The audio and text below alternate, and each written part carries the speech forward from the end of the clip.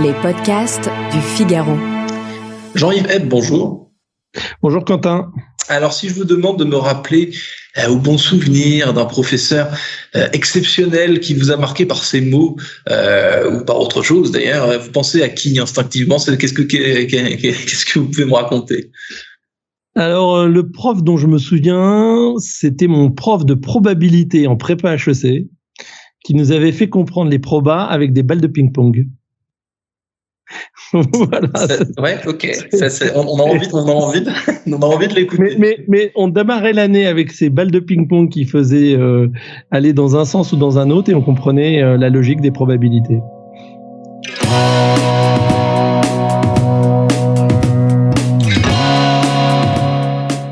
Bonjour à tous et bienvenue au Talk Décideur du Figaro en visio avec aujourd'hui sur mon écran et aussi sur le vôtre. Par conséquent, Jean-Yves Epp, fondateur il y a 15 ans d'un des pionniers de l'e-éducation, de la formation en ligne. À l'époque, quand on parlait d'e-éducation, Jean-Yves Epp, qu'est-ce qu'on imaginait? Parce que 15 ans sur l'échelle du web et sur l'échelle des applications, c'est une éternité, quoi. Alors, il y a 15 ans, pour être tout à fait transparent, on a démarré dans la transmission des savoir-faire plus que dans la transmission des savoirs, parce qu'on a démarré avec Cook, qui était la première tablette tactile au monde, qui est née 7 mois avant l'iPad et qui était un véritable ovni dans le monde des technologies. On était déjà sur le savoir, mais le savoir-faire. Sur le savoir-faire, et donc justement, vous dites c'était un ovni. Comment est-ce qu'à l'époque, quand vous présentiez votre produit, on vous regardait? Comment est-ce que vous le décriviez? Est-ce que vous rappelez-moi cette époque un peu qui était des années-lumière? Écoutez, alors je suis désolé, je vais reciter Apple, mais l'iPhone n'avait pas 12 mois et on arrivait avec un produit en disant voilà, vous allez avoir un espèce de chef numérique dans la cuisine qui va vous aider à réussir de la recette la plus simple à la plus gastronomique avec un écran hyper design dans la cuisine qui saura répondre à toutes vos questions. Donc on était très très disruptif, mais la réalité c'est que ça a tellement plu que c'est arrivé aux oreilles d'Oprah Winfrey et qui a dit je ne peux plus me passer de ce produit. Voilà. Donc, vous voyez, on arrivait déjà à faire comprendre que la cuisine française, avec un outil numérique, on pouvait la réussir, puisque même la papesse des médias américains considérait que c'était un produit qu'elle a cité dans sa liste de courses de Noël et qui a valu une explosion des demandes de ce produit. Et depuis, Jean-Yves Epp, évidemment, l'expérience a montré que numérique et recettes de cuisine et gastronomie sont des choses qui se marient merveilleusement bien. Ça va très bien ensemble. Donc on vend toujours d'ailleurs cette tablette. Vous vendez toujours ces tablettes et ensuite, Jean-Yves Epp, vous avez étoffé vos services. Comment est-ce que vous avez justement petit à petit vous êtes construit cette image d'entrepreneur de la e-éducation, de la e-transmission, vous avez dit dans un premier temps?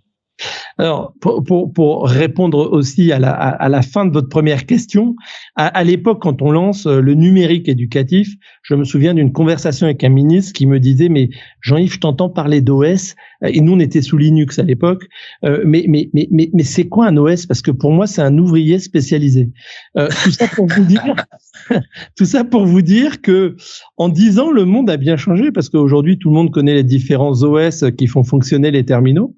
Mais la vision, c'est celle d'un fils de prof, parce que moi j'ai grandi avec des réunions syndicales à la maison. Ma mère est professeure agrégée de lettres classiques, et c'est la vision d'un fils de prof qui a envie un jour de réenchanter l'école, parce que pour redonner envie d'école, il faut réenchanter l'école. Et le numérique est quand même un outil qui séduit les plus jeunes. Et pour moi, c'était l'occasion de réinventer les pédagogies et de ramener les plus éloignés de l'école vers l'école et cette importance de la transmission des savoirs.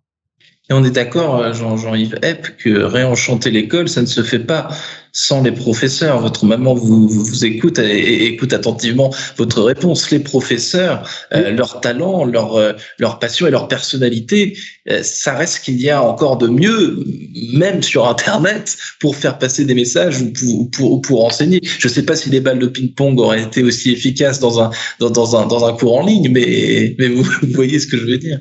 Ouais, non, tout à fait. Il faut bien comprendre que le numérique remet le prof au centre de l'apprentissage.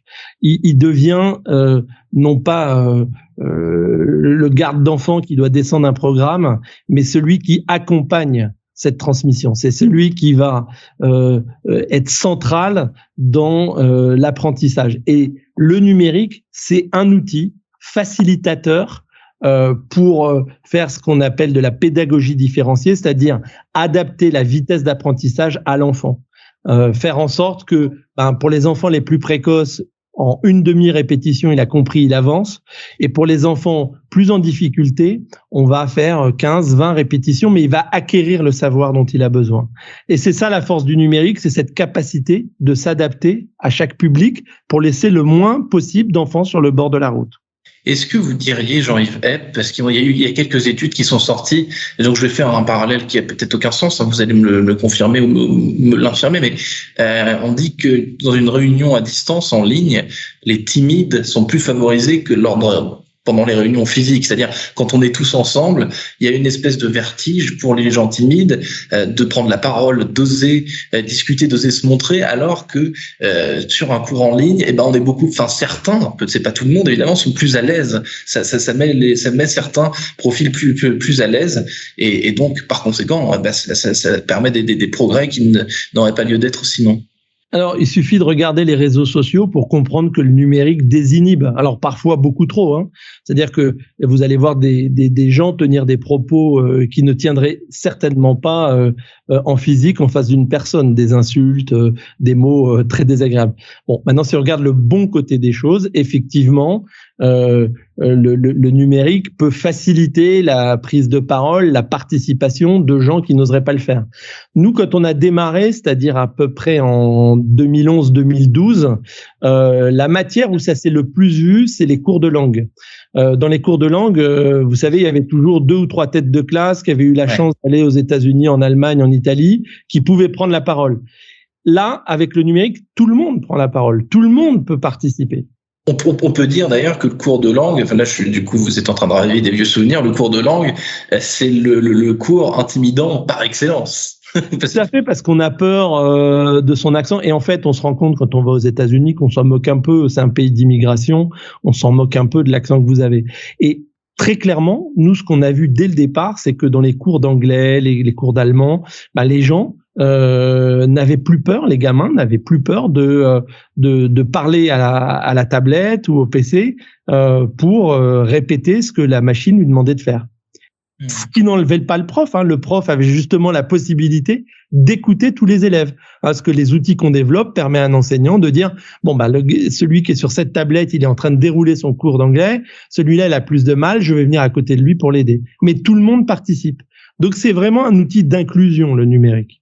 C'est un outil d'inclusion. Est-ce que c'est un outil dans la e-formation, en tout cas dans l'e-éducation? Est-ce qu'il y a encore des barrières qui empêchent de l'acceptation, que ça devienne une certaine norme finalement?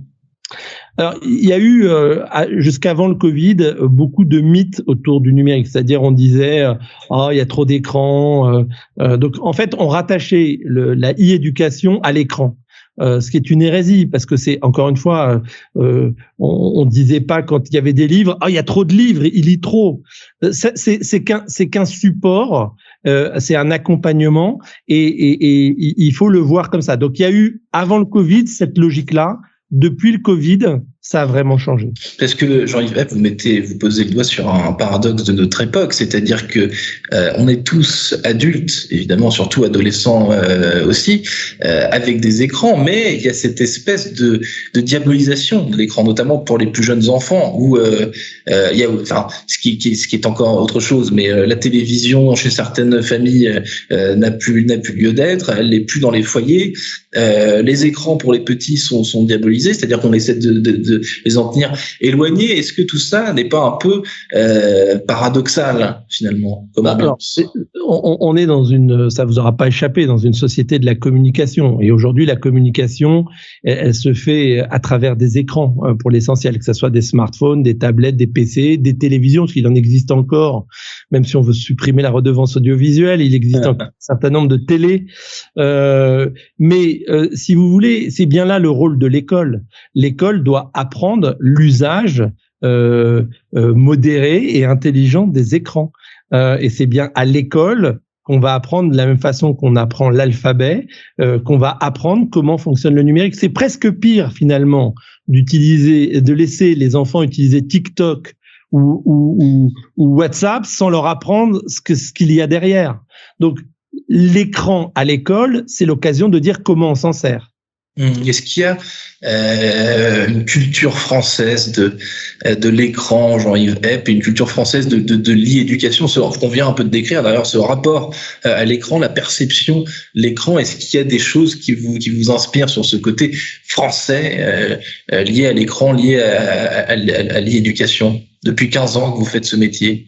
Alors, en France, vous savez, on a beaucoup de chercheurs et on aime bien faire des tests dans tous les sens. Donc, vous allez avoir toujours 17 théories qui s'affrontent.